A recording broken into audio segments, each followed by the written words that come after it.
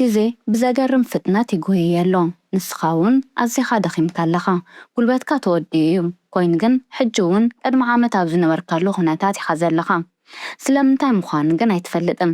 ኣብ ናይ ሎሚ ቪድዮ ብስነልቦናዊ መንገዲ ናይ ህይወት ጉዕዞኻ ንዓኻ ዘይኾነስ ብኸመይ ንኻልኦት ረብሓ ይውዕል ከም ዘሎ ኣካላትካ ክሳብ ዝደኽሙ እንዳሰራሕካ ዘይትልወጠሉ ዘለኻ ህይወት ገዲፍና ውሕድ እንዳሰራሕካ ብዙሕ እትረኽበሉ ዝተረጋገፀ መንገዲ ክነግረካ እየ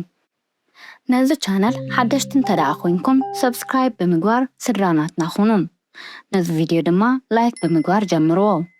ካብ ንእስነትካ ጀሚርካ ርእስኻ ደፊእኻ ጠንኪርካ እንተደኣ ሰሪሕካ ቁርብ እንተተሰቃይኻን ዓለም እንተተዓጊዝካያን ሃብታም ከም እትኸውን እንዳተነገረካ ኢኻ ዓብይኻ እዚ ድማ እቲ ዝዓበየ ኣብ ሂወትካ ዝተሓሰኻዮ ሓሶት እዩ ዓለም ነቶም ጠንኪሮም ዝሰርሑ ዘይኮነትስ ነቶም ካብ ነገራት መውፅእ መንገዲ ዝፈልጡ ደፋራት ሰባት እያ ዘውዲ ተልብስ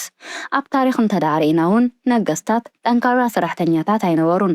መንግስቲ ዝሃንፁ ፒራሚድ ደው ዘብሉን ንሳቶም ክንሶም ኣብ ሓመድ ተቐቢሮም ዝሰርሕዎ ግን ባዕሎም ኣይኮኑን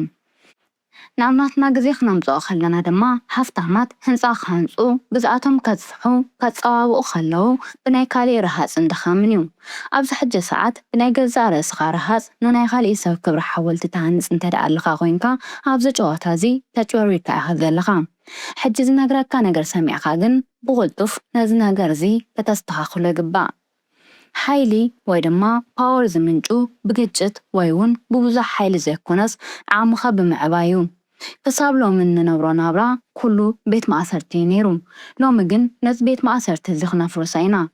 ነገር ግን በዚ መንገዲ እዚ ንምጉዓዝ ነቲ ካብ ካልኦት ሰባት ተቐባልነት ንምርካብ ዝልምን ክፋል መንነትካ ክትቀስሎ ፍቓደኛ ክትከውን ኣለካ ብዓይኒ ሓያላት ዝድነቕ ስትራቴጂስት ተባሂልካ ንኽትፍራሕ ብዘይነቑሑ ሰባት ዓይኒ ድማ ንኽትውቀስ ፍቓደኛ ክትከውን እውን ክትክእል ኣለካ እቲ ዝገርም ለውጢ ዝመፅእ ድማ ኣብዚ ሰዓት እዚ እዩ ዝዓበኻሉ ሕብረተሰብ ጉልበትካ ሕሱር ከም ዝኾነ ኣሚንካ እዩ ጉልበትካ ተሓዲሱ ከም ዘይውዳእ ኣብ ቦታ ስራሕካ ኣብ ርክባትካን ኣብ ትርፊ ስራሕካን ብነፃ ክትኩዕቦ ከም ዘለካ እውን ኣሚንካ እዩ ኩሉ ነገር ኣብ ሜዳ ክተወርዶ ይገብሩኻ ኮይኑ ግን ነቲ ሜዳ ብዋናነት ዝተቆፃፀሮ መን እዩ ዝብል ነገር ዝነግረካ ዋላ ሓደ ሰብ የለን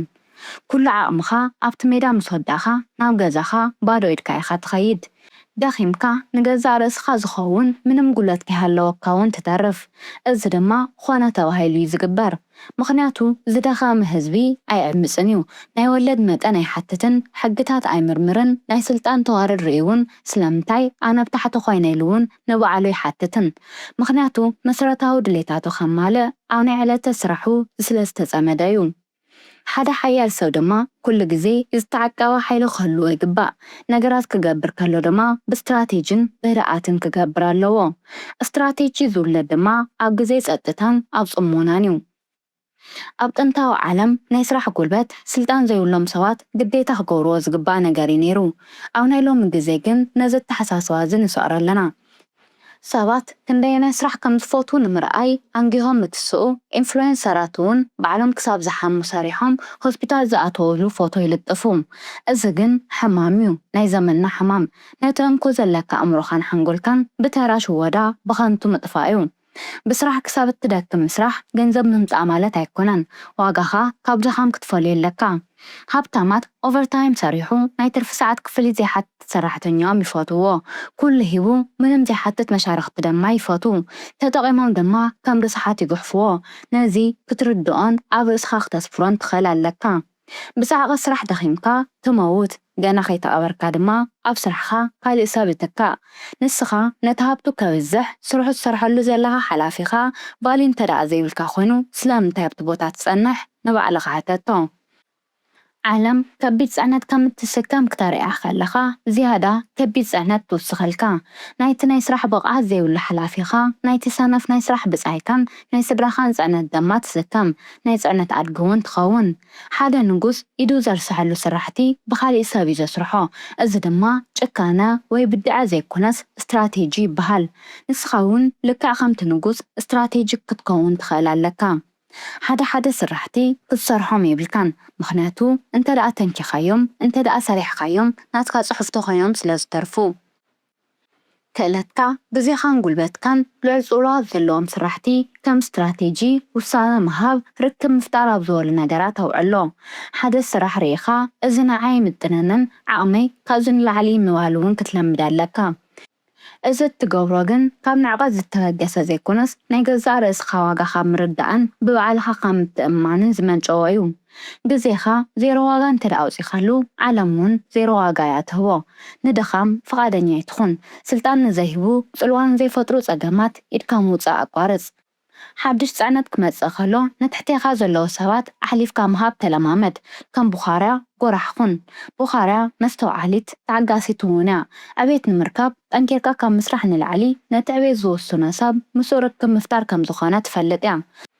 ስለዚ ስልጣንካ ወይ ድማ ሓይልኻ ካብ ኣካላዊ ህላወኻን ካብ ድኻምካን ክፍለ ኣለዎ ውሕድ ምስራሕ ኮይኑ ግን ብዓብዪ ትኹረት ምስራሕ ተለማመድ መብዛሕትኡ ሰብ ኣብ ዝነበሮ እዩ ዝነብር ወለዱ መምሃራኑ ባህሉ ከባቢኡ ብዝሃቦ ስክሪፕት ድማ ይኽተል ትምህርቲ ቤት ኪድ ስራሕ ሓዝ ገዛ ዓድግ ጥሮታ ውፃእ ተመርዖ ብዝተባሃሎ ድማ ይኸይድ በሊሕ ሰብ ግን ነዚ ናይ ዓለም መስቀልቅል ወሲዱ ንገዛእ ርእሱ ብዝጥዕሞ መልክዕ የዋቕሮ ጠንኪርካ ምስራሕ ዘይረአይ ዝገብረካ ስልታዊ ኣካይዳ ምኻድ ግን ዕውት እዩ ዝገብረካ ስልጣን ሓይልን ገንዘብን ድማ ኣብዚ ኣካይዳ እዩ ዝርከብ ስልታዊ ኣካይዳ ብምኻድ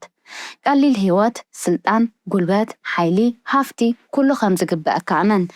ምቾትን ዝተስተኻኸለን ህይወት ምድላይ ድማ ከም ዝግበአካ ምእማን ፀገም ይብሉን ዓለም ትሑት ተቃውሞ ዘለዎ መንገዲ እያ ትስዕብ ማይ ንቁልቁል ይፈስስ ኤሌክትሪክ እውን ናይ ኣቋራፂ መንገዲ ይስዕብ ንስኻ እውን ንዓወትካን ንዕቤትካን እቲ ዘቃለለ መንገዲ ምረፅ ዓለም ንብልሓትን ንትኽክለኛ ግዜን ንሌቨሬጅን እያ ትሽለም ነቶም ካብ ጉቦን ላዕልን ዝደኽሙ ድማ ትቐፆም እዚ ፀወታ ከምዚ ዝሰርሕ ስለዚ ኣፀዋውታኻ ወይ ድማ ሜላኻ ቀይር عوتات ሰባት ሓያላት ሰባት ሃፍታማት ሰባት እንታይ ዓይነት መንገዲ ይኽተሉ ተዓዘብ ንግዲ ከመይ ይስራሕ ዓሚል ከመይ ይፍጠር ሃፍቲ ከመይ ይተሓዝ ኣተሓሳስብኦም ዝውዕልሉ ቦታ ኣጽናዕ ካብ መንገዶም ድማ ተመሃር ኢንቨስትመንት እውን ተለማመድ ጠንካራ እሙን ሰራሕተኛ ዝበሃል ነገር ኣብዚ ዘመን እዚ ኣይሰርሕን እዩ ስለዚ ብጥበብ ስራሕ እቲ ዝቐለለ መንገዲ ድማ ተኸተል ናይ ሎሚ ቪድዮ ጠቒምኩም ከም ዝኸውን ኣይጠራጠርን ካብዚ ቪድዮ ዝረኸብኩሞ ፍሉይ ነገር ኣብ ኮሜንት ጻሓፉለይ ኣብ ቀጻሊ ብኻሊእ ዝበለጸ ትሕዝቶታት ንኽንራኸብ ሰብስክራይብ ብምግባር ስድራናትና ኹኑ ነዚ ቪድዮ ድማ ላይክ ምግባር ኣይትረስዑ ኢኹም ኣብዚ ዘለኹምዎ ሰናይ ቅንያት